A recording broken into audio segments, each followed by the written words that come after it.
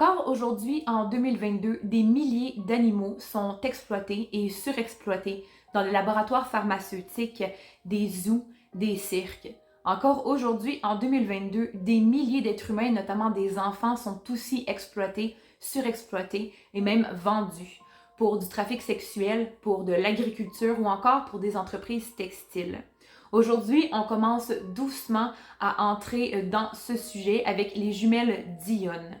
Sans plus tarder, je vous laisse le temps de vous installer bien confortablement, doudou sur les genoux, et je vous raconte leur histoire.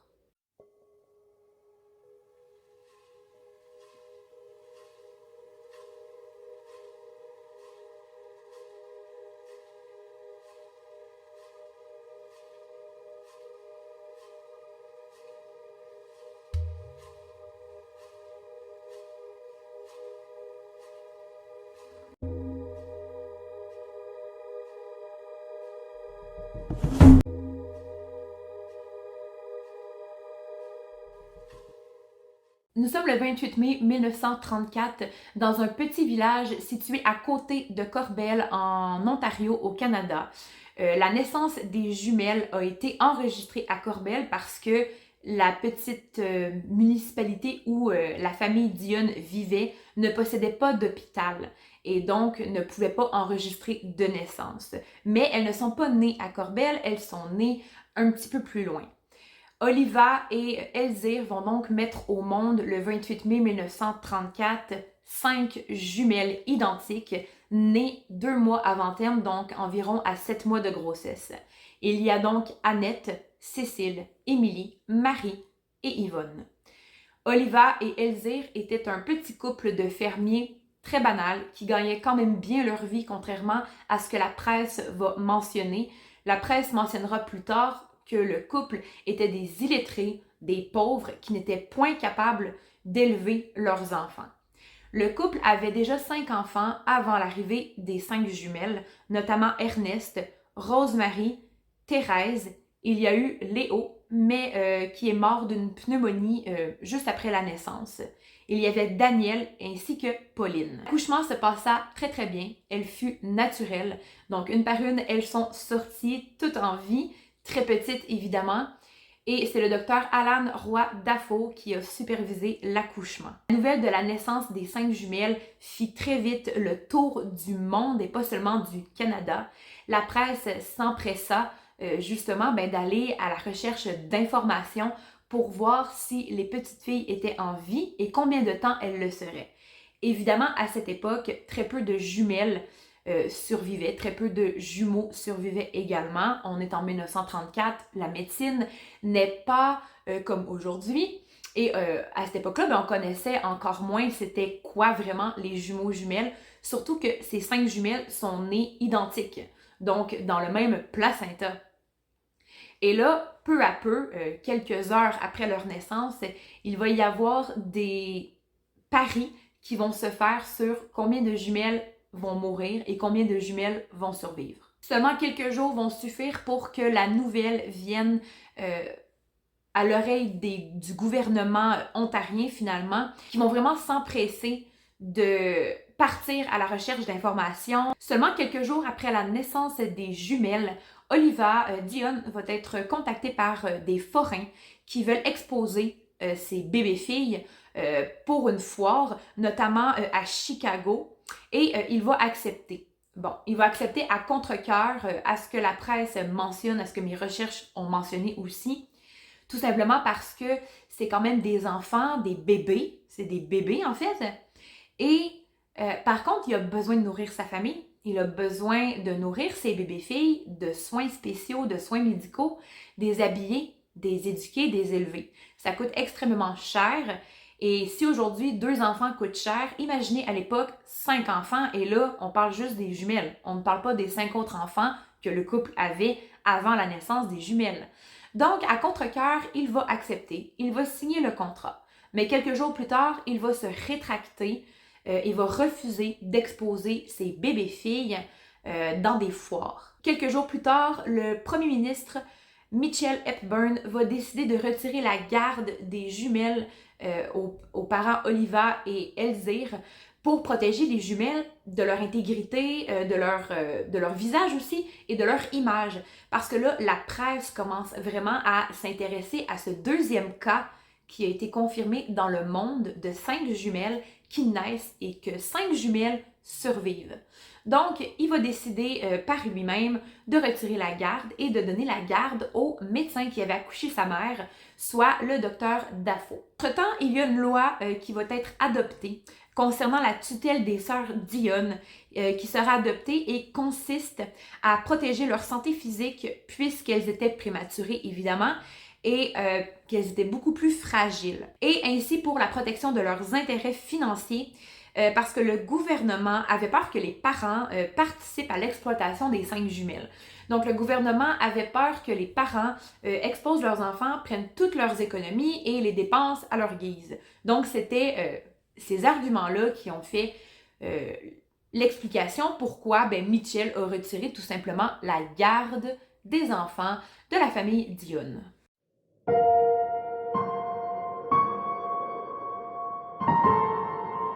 Mitchell Hepburn a finalement déclaré les 5 jumelles pupilles de la couronne, ce qui faisait en sorte qu'il pouvait faire ce qu'il voulait avec ses petites filles. Et il va faire construire un centre spécialisé pour les soins des quintuplés en face de la maison des parents. Et ce centre va être protégé en fait par le docteur Dafoe. Il va être organisé par lui et il va être dirigé par lui éventuellement. C'est à partir de là que le gouvernement va commencer à réaliser qu'il peut faire un profit sur ces 5 petites filles qui sont identiques, qui sont en bonne santé tout de même et qui attirent de plus en plus de gens. Effectivement qu'à cette époque, les quintuplés attiraient beaucoup plus de gens que les chutes du Niagara. Le gouvernement va installer une galerie d'observation où les gens peuvent venir observer les quintuplés manger, dormir, travailler pour l'école, dessiner. Ils vont pouvoir voir les jumelles dans leur habitat naturel et ils vont vraiment pouvoir prendre des photos, ils vont pouvoir prendre des vidéos et même qu'il va y avoir un petit magasin qui va être bâti et qui vont vendre des tasses, des pamphlets, des signets, des photos, des vêtements. Vraiment, il va y avoir beaucoup d'articles qui vont être vendus avec l'image des quintuplés dessus. Ce qui va faire en sorte que ça va rapporter beaucoup d'argent au gouvernement, beaucoup d'argent aussi à Dr. Dafoe. On a aussi répertorié qu'entre 1936 et 1943, 3 millions de personnes sont venues visiter les jumelles jour et nuit. Les jumelles rapportent en tout 500 millions de dollars à l'Ontario, un demi-million de dollars pour exploiter des enfants. Les jumelles étaient observées jour et nuit dans leurs moindres mouvements, dans leurs moindres faits et gestes. Elles étaient encadrées, elles avaient un régime alimentaire très particulier, elles devaient dormir tant d'heures par nuit. Elles devaient faire de l'école. Elles étaient vraiment surveillées. Rendu là, c'est plus de l'encadrement, mais de la surveillance non-stop. Elles n'avaient aucune vie sociale. Et par ailleurs, comme je vous ai mentionné tout à l'heure, les jumelles habitaient en face de la maison familiale. Les parents, Oliva et Elzire, avaient le droit d'avoir des visites chez leurs filles, chez leurs quintuplés, mais ils devaient prendre rendez-vous. Donc, ça vous donne un bref aperçu, en fait, de ce que les jumelles ont vécu. Et ça prouve avec tout ça qu'elles ont eu absolument aucun espace à elles.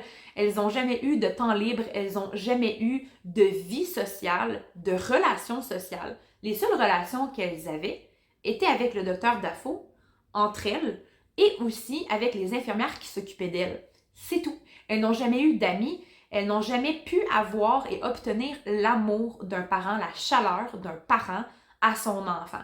Elles vivaient vraiment dans une cage dorée, mais elles vivaient quand même dans une cage qui était très encadrée et il y avait des lois, des règles à respecter.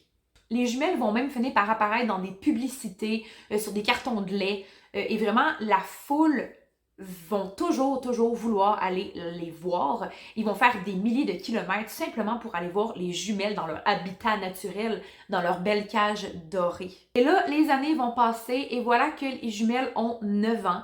Le docteur Dafoe va malheureusement décéder. j'imagine de vieillesse ou quoi, c'était pas dit dans mes recherches, mais il va décéder, ce qui va vraiment faciliter en fait le fait que Oliva va gagner sa cause. Il s'était battu pendant 9 ans pour obtenir la garde de ses filles et il va finalement l'obtenir. En fait, ce qui arrive, c'est pas nécessairement que la mort du docteur Dafoe va aider, c'est tout simplement parce que après 9 ans, les filles, les jumelles, font de moins en moins de revenus au gouvernement. Elles ont vieilli, elles ne sont plus des bébés mignons, elles ne sont plus si cute que ça. Elles ont 9 ans, elles sont capables de marcher, de parler. Les gens ont vu leur évolution, les gens ont pu profiter de leur beau visage de bébé. Et là, vu qu'elles ont 9 ans, ça attire de moins en moins la foule. Ça attire de moins en moins aussi les publicités. Donc, elles commencent à faire perdre de l'argent au gouvernement. Et donc, finalement, Oliva va gagner sa cause et les jumelles, après 9 ans, vont pouvoir finalement réussir à retourner dans la maison familiale.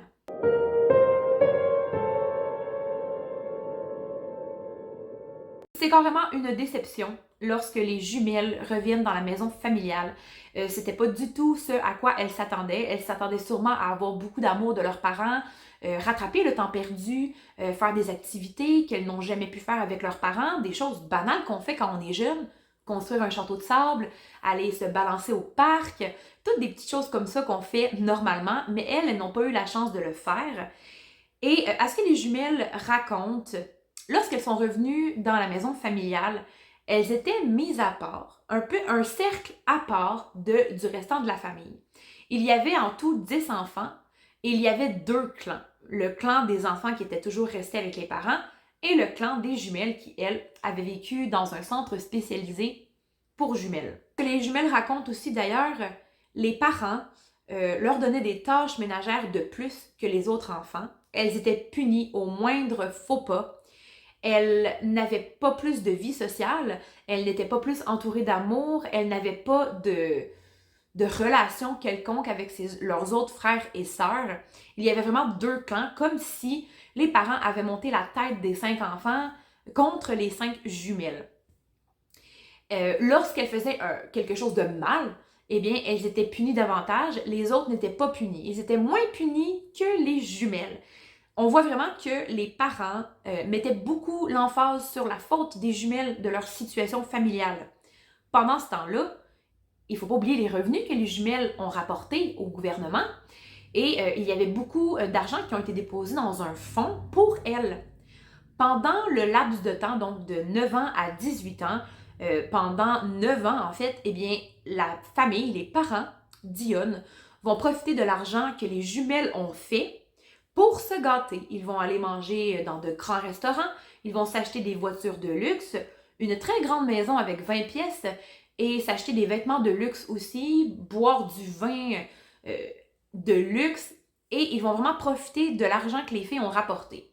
Pendant ce temps-là, les filles ne le savaient pas que c'était leur argent que les parents utilisaient parce que cet argent-là était dédié lorsqu'elles auraient 18 ans.